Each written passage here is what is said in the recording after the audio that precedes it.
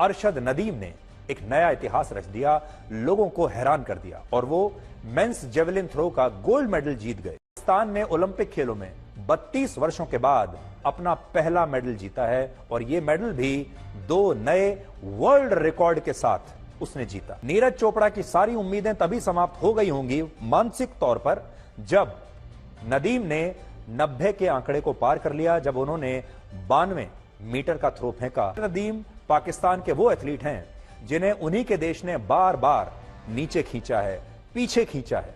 उन्हें यह कहा गया कि वो गोल्ड मेडल का सपना देखना छोड़ दें। अरशद नदीम की आंखों में संघर्ष का पूरा सैलाब दिख रहा था और आप सोचिए, जिस खिलाड़ी के पास इस साल जेवलिन स्टिक खरीदने के भी पैसे नहीं थे, वो खिलाड़ी अगर ओलंपिक गोल्ड मेडल जीत जाए तो ये उसके लिए कितना बड़ा चमत्कार होगा। ये आंसू उसी चमत्कार के लिए है। और इस घर में आपको गरीबी के अलावा कुछ नजर नहीं आएगा, लेकिन अरशद नदीम इसी घर से निकलकर पेरिस पहुंचे और उन्होंने वो कर दिखाया जिसकी कल्पना उनके अपने देश ने भी कभी नहीं की थी। और पाकिस्तान के प्रधानमंत्री शहबाज शरीफ ने उनका मैच देखते हुए एक वीडियो बनवाया।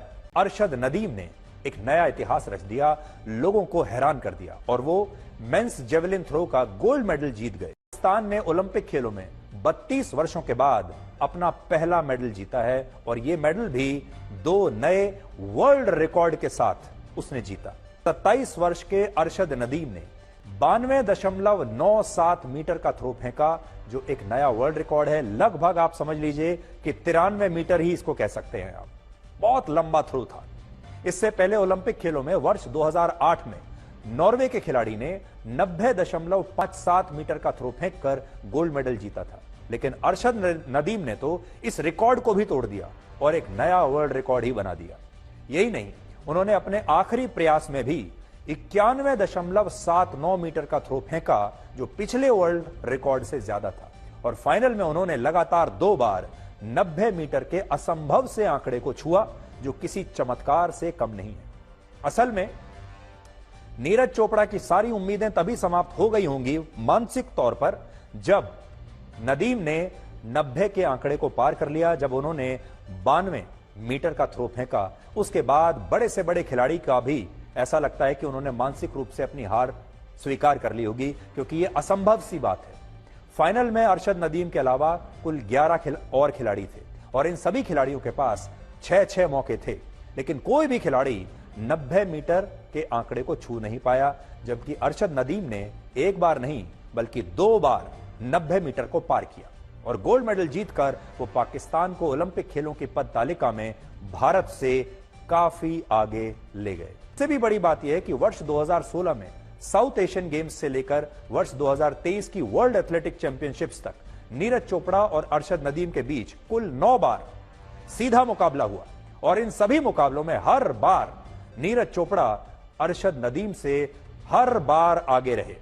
लेकिन जिस दिन सबसे बड़ा मौका था, जिस दिन सबसे बड़ा मुकाबला था, जिस दिन सबसे बड़ा मैच था, पूरी दुनिया देख रही थी, उस दिन वो अरशद नदीम को बीट नहीं कर पाए। नदीम पाकिस्तान के वो एथलीट हैं जिन्हें उन्हीं के देश ने बार बार नीचे खींचा है, पीछे खींचा है। उन्हें यह कहा गया कि वो गोल्ड मेडल का सपना देखना छोड़ दें और कोई छोटी मोटी नौकरी करके अपने गांव में ही रहें और जेवलिन थ्रो के खेल से दूर रहें।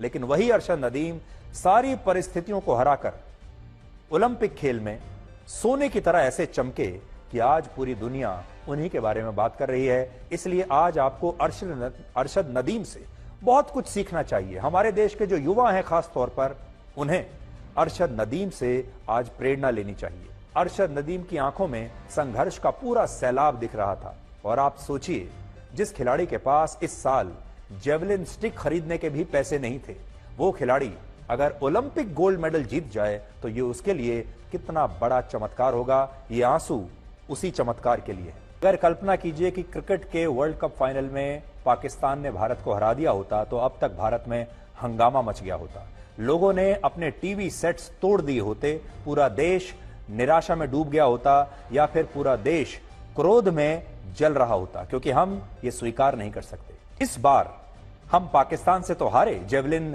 थ्रो के फाइनल में, लेकिन इस बार कोई शत्रुता नहीं है, कोई कड़वाहट नहीं है, बल्कि इस बार भाईचारे की बात हो रही है। इस बार मीठी मीठी बातें हो रही हैं। अरशद नदीम के संघर्षों की कहानी ऐसी है कि बहुत सारे लोगों को तो यह भी विश्वास नहीं हो रहा कि वो ओलंपिक खेलों का गोल्ड मेडल जीत भी सकते हैं। ये घर देखिए जो अब मैं आपको दिखाऊंगा, जो पाकिस्तान के पंजाब प्रांत के एक छोटे से गांव में है। ये अरशद नदीम का घर है और इस घर में आपको गरीबी के अलावा कुछ नजर नहीं आएगा।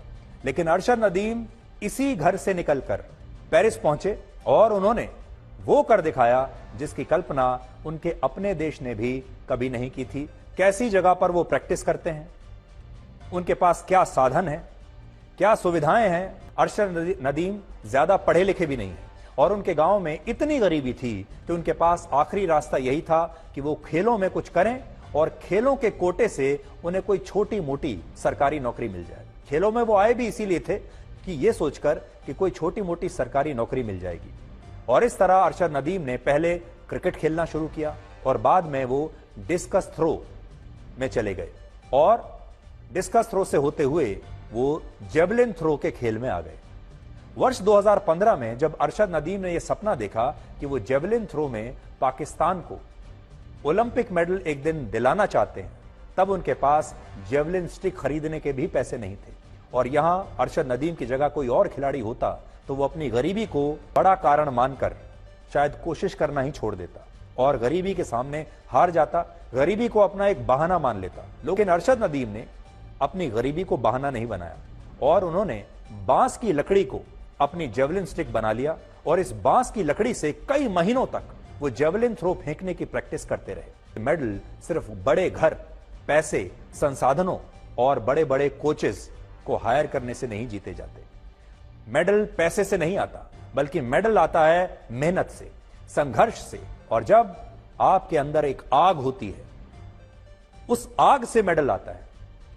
मेडल वो खिलाड़ी जीतते हैं जिनके माथे पर मेहनत की लकीरें होती हैं और जिनके पेट में आग लगी होती है।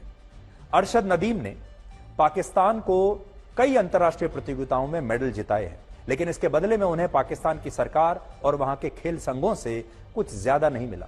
और ओलंपिक खेलों से सिर्फ 8 महीने पहले अरशद नदीम की स्थिति यह थी कि उनकी जो 6 साल पुरानी जेवलिन स्टिक थी वो भी टूट चुकी थी और नई स्टिक खरीदने के लिए उनके पास 80,000 रुपए भी नहीं थे। उस समय नीरज चोपड़ा ने ही अरशद नदीम की मदद के लिए अपील की थी और उन्होंने पाकिस्तान की सरकार से यह आग्रह किया था कि अरशद नदीम को ओलंपिक खेलों की तैयारी करने के लिए आर्थिक मदद मिलनी चाहिए। अरशद नदीम के गांव और उनके घर की स्थिति देखकर आपको इतना तो पता चल गया होगा कि पाकिस्तान की सरकार और वहां के खेल संघों ने उनके लिए कुछ नहीं किया।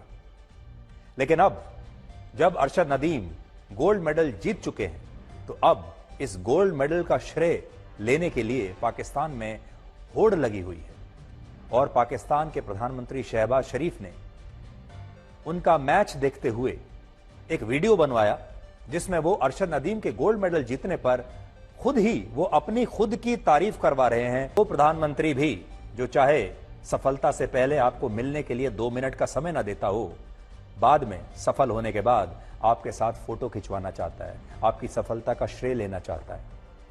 अब आप ये सोचिए कि अगर भारत और पाकिस्तान के बीच क्रिकेट के वर्ल्ड कप का फाइनल होता और इसमें फाइनल में भारत पाकिस्तान से हार जाता तो हमारे देश में क्या होता। लेकिन कल जब ओलंपिक खेलों में भारत पाकिस्तान से हारा जेवलिन थ्रो के फाइनल में, तो हमारे देश के लोगों ने इसका बिल्कुल बुरा नहीं माना। ये एकदम एक नई तरह की शुरुआत है जो इस बार हमें देखने को मिल रही है। इस बार हम पाकिस्तान को गालियां नहीं दे रहे, इस बार हम पाकिस्तान से निराश नहीं हैं, बल्कि हमारे लोग भी पाकिस्तान को बधाई दे रहे हैं। नीरज चोपड़ा की मां कह रही है कि नदीम भी हमारा ही बेटा है, नदीम की मां कह रही है कि नीरज भी मेरा ही बेटा है।